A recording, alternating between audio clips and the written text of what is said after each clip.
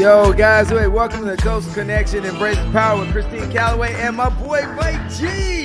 Yeah, Christina's in the ATL and me and Mike G now chilling down in Tampa doing our things. Hey, guys, today we're going to talk about several different things.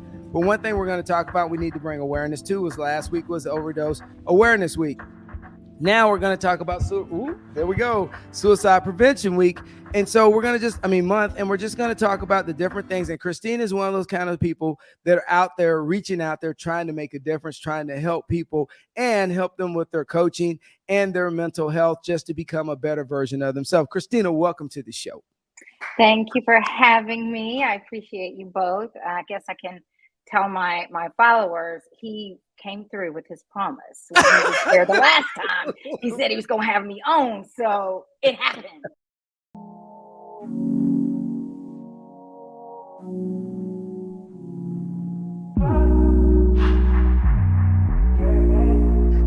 See, the conversation we just had earlier, you have to throw a little shade. That's what I'm talking about. You know, we're going to keep it real today. Yes, always. Hey, so Christina, you were a gymnast and then you were a cheerleader and now, you know, I have to kind of bark about this because I'm a Georgia Southern graduate at the University I'm not going to hold it against you. of Georgia, the other Georgias, not Georgia the State. Georgia. You know, they say the Ohio State. We say the Georgia. Absolutely. So let me ask you a question. What was that journey like going from being a gymnast to a cheerleader at one of the top Division I schools? Because the chances of being a cheerleader at a Division I school is kind of hard. Well, it really is. And the journey to get there was pretty hilarious on my side, I thought, anyway. Having been a competitive gymnast all the way through from age 6 all the way through high school, I was even practicing with the Georgia gymnastics team as a freshman. So in my mind, I was going to be a walk-on because they needed a vault specialist, and vault was my strongest event. So I had kept my skills up, and I thought, you know, one of my friends that went to high school with me, she said, "Will you try out for cheerleading with me?" And I thought, sure, why not? You know, it's so political. I don't know anyone. I probably won't make it, and it's no big deal.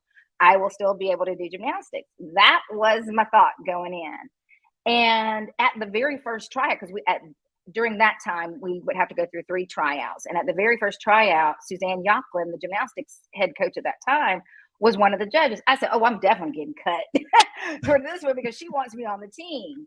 Well, I went through that cut. And what was so odd was I didn't know that cheerleading got the following that it did. And especially at Georgia, I didn't know that it was a big deal. I later found out that that wasn't the case. But the hall that we did the tryouts in, it had like an upstairs. So it's kind of like a rotunda. So you could stand upstairs and look down on the floor. So when I walked, some of my friends came in and said, "Oh my God, Tina, there are so many people out there to see you." And I was like, "How do you know they're here to see me?" I was like, "We all trying out." They're like, "No, it's like the entire football team. They are out here to see you." And I thought, that is so bizarre. Well, here's the thing. The reason why I didn't try for cheerleading in high school, I was uber shy.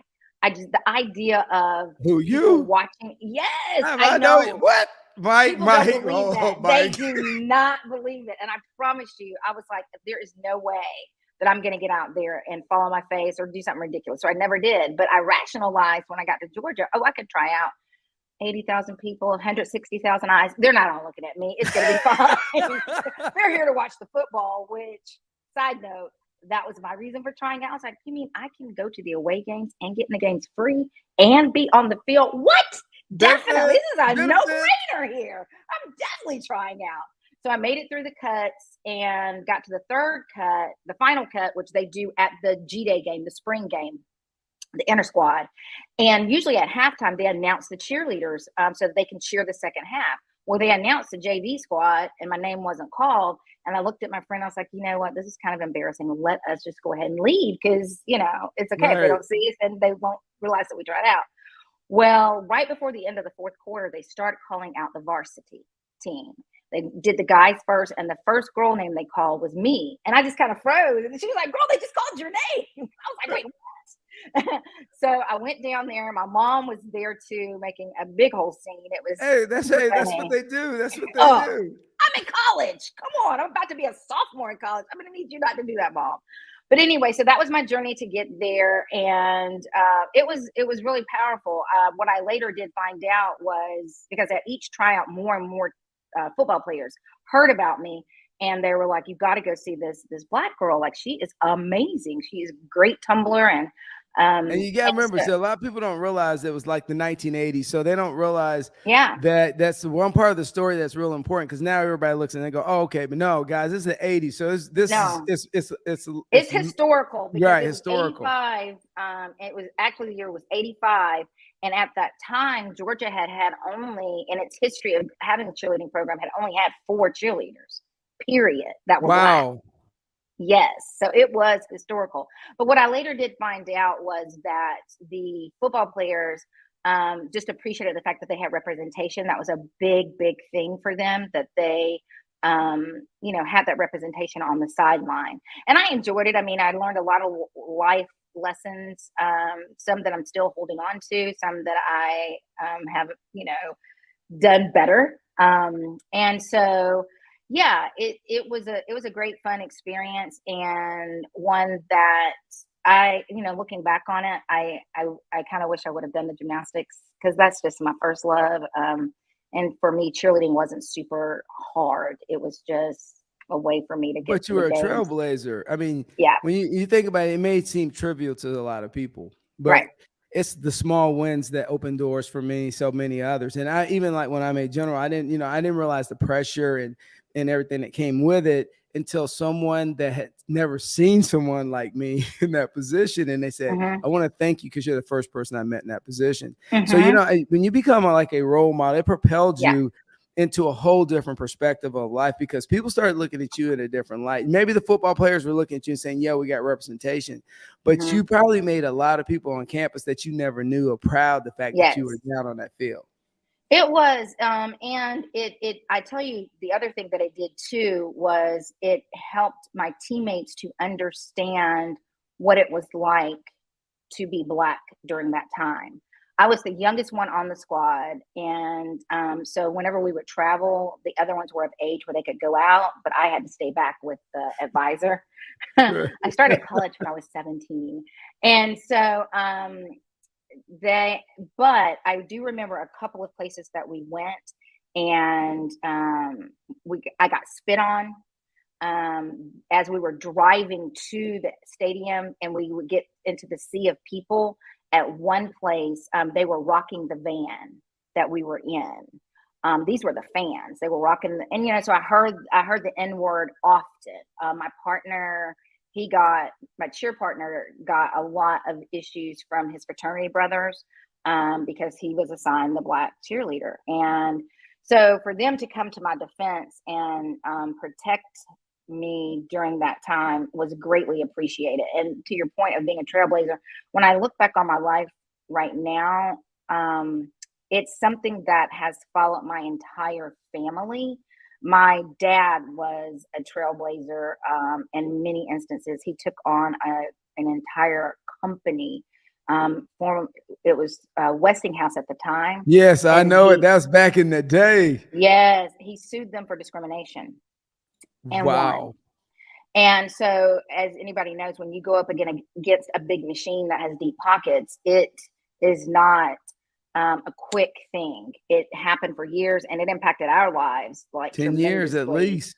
We had to be very careful about, where we would go. Our dog got poisoned. We would just it was, but as a young child going through that, it definitely built some character in me that I can do hard things, no matter how hard they are, how difficult they are. I can do hard things, and don't let oppression stop you from doing those things. So, being a gymnast, every meet that I would go to, I was the only Black. And I remember the first neighborhood that we moved into, we were the only Black family. So it was just kind of like there's this expectation of being this trailblazer of just because it has to be the first time for someone, and someone has to do it, and not everybody's willing to grab that assignment and embrace it and move forward with it. All right, and the reason I think I've gotten through so much, and I love how you just frame that, because being a trailblazer and having to set standards before we get into talking about what you do on your professional side, is that I always had to remind myself, and I always reflect back to the lady in Little Rock, the girl, that picture of everybody screaming at her. So anytime my students are talking about stress or like their lives are miserable and this, I put her picture up in my classroom on the screen, and they all go, "Why do you always show this?" I said, if you think you're having a bad day, this is a bad day. I said, and she set the standard and made the difference. So I said, I appreciate everything you've done. And I know right now that you're helping Fisk, because you told us, can you tell us a little bit about what you're doing at Fisk University? So everybody around the world is aware of the fact that Fisk University, which is an historically Black college, and university, it is the first one to bring in a gymnastics team. And yes, definitely props for that, because what I can tell you is, as a gymnast, as a Black gymnast growing up, the thought of being able to do gymnastics or continue my gymnastics at an all Black institution, it would have meant the world to me. And for these young ladies, these 16 young ladies who are the trailblazers for this, it is phenomenal. And I actually know the head coach, Corinne Tarver, and she was a gymnast at UGA. She was the first Black gymnast at UGA. Yeah. I didn't go that route. She was the first one. So she is not only the head gymnastics coach at Fisk, she is also the athletic director, which is huge. Let's just talk about it being a female that is an athletic director, because their numbers as far as female athletic directors is very small. Yeah, she's like, she's definitely an icon. Definitely an icon. And so I did Brown Girls Do Gymnastics, which is a nonprofit organization that helps Black youth through with acrobatics, tumbling, gymnastics. They were the ones that spearheaded the, I guess what you would say, the petition for HBCUs to bring in. So they were very instrumental in terms of bringing gymnastics to Fisk. And they had a conference this past July where they asked me to come and do a couple of workshops with the parents and also with the athletes. And even though this particular workshop was not, Fisk didn't have anything to do with it per se, because it was a Brown Girls Do Gymnastics one, it was housed at Fisk University. Which is great. It was awesome. I mean, so awesome, because the athletes got to interact with those 16 young ladies that are on the gymnastics team, and just to see their eyes get so big and be able to look up to someone that looks like them. And it was just so inspiring. And so we did a panel discussion at the end of the conference, and one person stood up in the audience and said, well, where is everyone on mental health in sports? And of course, that was right down my alley. And I, shared with them what I do, that I am a performance and mindset coach for athletes, parents, coaches, and organizations. And that I was in negotiations with becoming a performance and mindset coach for an acrobat and tumbling team here in Georgia at a small college in Georgia. At Emmanuel College. And so Corinne stood up and said, and I want her here, so I need you all to fundraise. That was in July. And by August, we had done all the negotiations, and she, has brought me on as the gymnastics team's performance and mindset coach. And then starting at the beginning of next year, the opportunity to work with this volleyball team and the women's basketball team. So it's pretty exciting, because those young ladies have a lot of pressure on them, not just doing gymnastics as if that wasn't enough, but their eyes are on them and their success, and just helping them to facilitate the conversation that would help them to be able to perform under that kind of pressure, because that is a lot of pressure. Yeah. So let me ask you this real quick. So you've already watched several sports athletes, top athletes, catch living hell because they have said, hey, I need to step away. And we know what kind of irritated me is because some of them are people of color. And because they got to such the pinnacle of their careers already at a young age, the amount of negativity given to some of these Black females that literally said, look, I need a mental health day. You know, even Serena kind of stepped back a little bit and said, hey, I need to just take a moment. I just had a chat. I need to take a moment. And, you know, and she's 40 years old now. You know, the rhetoric that we've watched some of these tennis players and some of these other female athletes, when they want to just step away from the game, and the ridicule to get, is it just that our society needs to wake the hell up and figure out that, you know what, hey, you know, everybody's human, and there are some parameters that at some point people actually get burned out, or people have to take a moment, because in the military, post-traumatic stress, it happens all the time. And, you know, big boys don't cry. And the issue we have is then we amplify it to suicide. So I really respect anybody that needs to take a break mentally and step away. So, you know, what's your thoughts on just seeing the stress that's put on women today, corporate? And I'll say this, even going into corporate America, be careful what you wish for, because when you get it, you don't see the second, third order effects of everything that comes with it. Absolutely. That's so true. I actually was listening to someone today talk about an experience that they had where they heard someone else say, a lot of times we'll ask God for a promotion or a blessing and that sort of thing, and our dream doesn't seem like it's coming alive. Like, and it was Sherry Shepherd. She was being interviewed, and she said that her pastor said, God is not going to elevate you or allow that dream to happen until you are in a position where you can manage it. And so sometimes we think our dreams are being delayed, or maybe we're on the wrong track because it's not happening like we want it to. But in actuality, we have to grow into the dream. We have to grow into the character of the dream. We have to grow into the expectations of the dream. To your point of female athletes, Black female athletes, Black female execs, because I have worked with high performing execs as well. And why that is that it's not allowed for them. This is a whole nother show that we could do, but it stems back to that that time and period where Black women were used for everyone, and if they had anything left over, which they usually did not, they would give that to their families, but they themselves were not even on the radar. Like some people say, oh, they were last. It would have been a gift to be last. They weren't even on the radar for themselves. But the expectation is they need to be everything to everyone and do it 100 times greater than that. I was so proud of Simone back in the Tokyo Olympics when she was going through the twisties, and she just said, enough. I'm not doing it. Right. I don't care if my entire country has this expectation of me. I can die. I don't know where I am in the middle of the air. And while it doesn't, to the untrained eye, it didn't look like she didn't know where she was. But immediately when she did that last vault before she came down and said no more, I said, oh my God, she has no idea where she is in the air. And being a gymnast, I felt that feeling. You don't know. The only thing that I can maybe equate it to is someone in a simulator for flying, and they don't have their controls. They don't know the ground from the cloud. It's called losing the horizon. And once you lose the horizon, you don't know if you're up or down. Or down. You have no idea. Your kinesthetics go wacko jacko. I mean, they are just all over the place. And that's what the twisties is like. It's like I'm in the air, but is the ground above me or below me? Like I have no idea.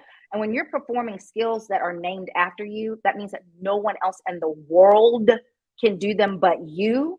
Yeah, you do get to call a time, not just even a timeout, but I'm not doing this.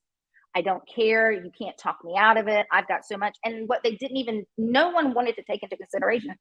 She had just come through, or she was in the process of going through, dealing with all the trauma from the Larry Nassar, from the sexual abuse that had taken place in her life. Right, because they had been in the trials. They've been in the trials for almost 2 years. Absolutely. And having to relive that. And people, you know, everybody just kind of, oh, it doesn't matter. No, it does matter. You know, it matters. It's traumatic for what those women went through. And it's sad that it went on so long.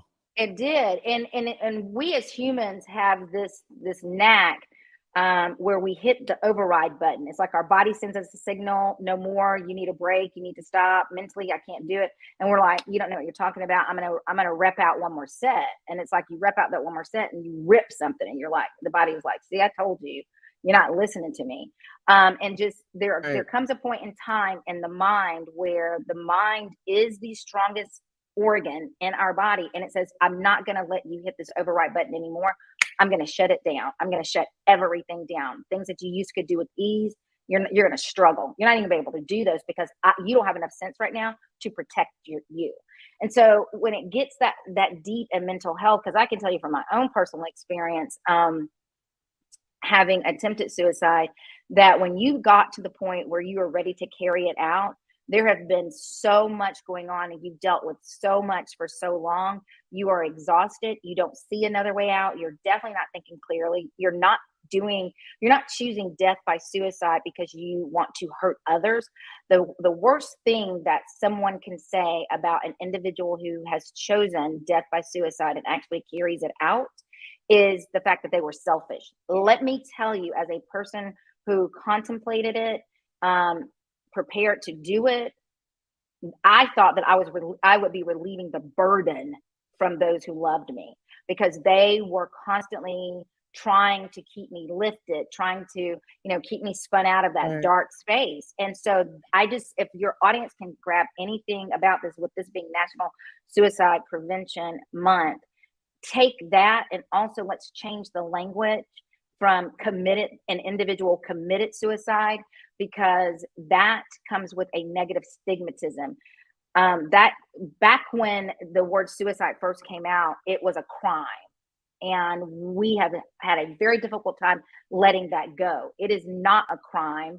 It is, so you choose the words death by suicide because it is the choice that they ultimately ended up feeling that was all that was available to them. Right, and you make a great point, because I have family members commit suicide. I have family members, even after being in the military and being around so many people going through so many dark times, and people don't realize that even if you're in depression, that dark cloud of like, man, there's no way out of all this. And it's so weird as now I look at my life now, because I've been in dark places. Trust me, after 30 years in the military, Oh, definitely. you've seen some bad stuff. Definitely. Once I came out of it, and it's weird now that I step back, I look at everything I have now. But I will tell people all the time when they see me being happy and everything, I said, you don't realize the struggle of where I've been, and Yeah. to where I've gotten to. And so Yeah. I appreciate you sharing that, because I think people just take everyone for granted. Mm-hmm. And because you're happy, because I think once I got out of my dark place, I was happy for the fact that I was able to get out of it, but I appreciated everything around me a lot more. Absolutely. Definitely appreciating it more. And for me, what I did was I took it and said, now how can I help others? Because I don't want to live my life from just a inward perspective. I made it, good luck, I'll make it on your own. There were lots of integral people that were involved and that helped me during that time. Awesome. And without them, I would not have been able to do it. And so, like we were talking earlier about some of the high profile women who have chosen death by suicide, and the pressure to perform, the pressure to meet expectations that some people may feel are unrealistic. But I want people to stop and think, what those same expectations are those same expectations put on our counterparts. Right. And in many instances, it is not. And we have to make sure that we are doing the things. Don't wait and get permission to take your mental health days, and however long that takes. You deserve that. You've got to give that to yourself. And I always equate it to being on an airplane and them giving you the instruction, in the event that this plane loses pressure, Right. your mask will fall down. You put yours on first, and then you assist someone else. And that analogy, I think, because it gets overused a lot, that people don't understand the significance of that. when you're in high altitudes, it's very difficult to breathe. And when it's decreasing at a rapid rate, it literally squeezes your lungs to where you can't. And with everything else that's going on with your adrenaline flowing, because you don't know what's going to happen when the plane or if the plane, crashes. So you're not thinking straight. You need to be able to breathe to get oxygen to your brain so that you can do that trauma response, which is flight. We want to get out of there. And a lot of times with the mental health and the athletes that I've worked with over the many years I've been working with them, they go through that trauma response of freezing. So people are very familiar with fight and flight. Right. That freeze is the one where your mind's like, you're not going to keep overriding me. This is not safe. You're not safe, but you don't know it. So I'm going to freeze you out. And so the athletes get really bummed about it because they're like, but I was just doing this and I don't understand why I'm not anymore. So they'll label it as I've got a mental block. And that's not, there's a difference between a performance block and a mental block. And a performance block, you can figure it out, dial things back, put yourself in a safe situation where your body feels like, okay, I can handle this, and then gradually come forward out of that. A mental block is where there are obstructions to you being able to move forward. And it is identifying those obstructions and removing them. Whereas with performance block, it's usually that you have started going too rapidly and you're moving at a rapid pace where you aren't ready yet in a safe way. And then there's a fourth trauma response called fawning. And it's just like what it says. When you think about a fawn, how they just kind of stand there and, look around, right? Yeah. And they just kind of look around, or they acquiesce. It's like they're in agreement with everything that is said for them, about them, as in terms of what they're supposed to do. They're going to acquiesce in that situation to their detriment. So that's fawning. It's like, as long as I keep this individual happy, as long as I'm doing what they're asking me to do, then everything's going to be fine in my life. And that's a trauma response. And that is not good for them either. So what I'm really thrilled about is the fact that when Simone, being on the stage that she was on, put mental health on the map from the perspective of, for women, it's okay to take time for yourself. That's right. And as well as for athletes, it's okay to be in charge. Like, your performance is your performance. No one owns you or your performance. And I think a lot of times especially when it comes to athletes where people pay to go to watch them perform, people get this misnomer and this misconception of, well, we're paying their salary. That is so narrow-minded and so twisted. It's kind of like when a woman has to take off for for mental health or for having pregnant or whatever, and the guys in the office will go, well, she's off again. Well, yeah, because you ain't had a baby. You ain't, you don't have to take care of the kid. But your wife takes off and you're at work. Just the hypocrisy of the system kills me sometimes.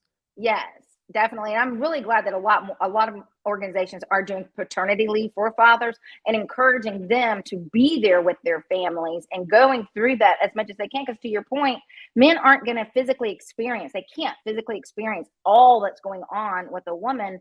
But being able to be there through those, that first month and a half or so, it is vital in terms of the bond that it creates for the family, for the father and the child, and as well as for the husband and the wife, so that they can, there's a new shift in their relationship, and having to be able to figure that out, they need that space. So I'm just glad that mental health is taking the aspect that it's taking. People are recognizing it's not that taboo word anymore. Like, oh my gosh, you've got a therapist or you've got a mental coach. It's getting to the point where it's like, oh, you don't? Well, Mike's my therapist. And he has to keep me straight. So as we get ready to wind down, hey, Christina, when people want to find out where you're at, Mike, throw our website up. Christina, if somebody wants to reach out to you and they hear this and they're like, oh my God, I want to hire her. I want her to come in and speak at our event. How do we get her? So Mikey, show it. There we go. There you go. So basically go to my website, which you see right here, and just schedule that call and we'll work it out. We'll talk it out. Also, Follow me on all of my social media. I've Oh, made yeah. it super easy for you all. It's Christina Mindset Coach on everything, On whether it be everything. LinkedIn, whether it be Instagram, Facebook. I'm even on TikTok. It's not that great, but I'll get better. I've got an intern that's helping me with Hey, it. Mike, I'm even I don't have her TikTok, where we got to get the TikTok. it looks bad right now. It's okay though. There's room for growth. I've even started a Pinterest page because a lot of people look up information and they want, help. So my social media person is helping me to develop that. And it just takes time. To your point, I'm also still working a full-time job as I grow my business too. So I'm not on the floor coaching gymnastics anymore, but I am directing an entire program. So for the county. So yeah. Hey, nothing's for free in this world. And they always say, if you were going to shape the world, you got to work the world. So if you had to leave any advice to anyone out there and leave your imprint in history or your fingerprints in the sand, what would you give advice to some young female athletes out there going forward? Oh, that's a really good question. I think whether you're an athlete, non-athlete, your life is only as good as your mindset. You got to take care of it so that you can have a good life. I love it. All right. Hey, Christina, always Miss Callaway. I appreciate you coming. Good I appreciate it. Yeah, and you shape the world and you make a difference always. Mike, go ahead, man. It was a great show, great information. You on point, and it's a lot of. We got to do a part 2 maybe later on. I would love to come back and do a part 2. Talk about the podcast life that you're doing. You've been. I remember when you started, and now you grinding. I look back on it now, Mike, and I laugh. I'm like, oh my gosh, look at how bad that was. You got to start somewhere. I remember. You do. Everybody has a beginning, and we learn and we grow from it, and it's okay to do hard things. We all can do hard things, and just because something's hard, do not shy away from it, even if it means partnering with someone to help you to to facilitate that mindset shift. That's what I do. You don't have to do hard things alone, but you can do hard things. We all can. Teamwork makes the dream work. People. Absolutely. All right, and as we always say, Christina, much love to you. Blessed Labor Day weekend, and have a good time. And don't want to see you on CNN. As me and Mike always say, keep it rolling. Thank you so much.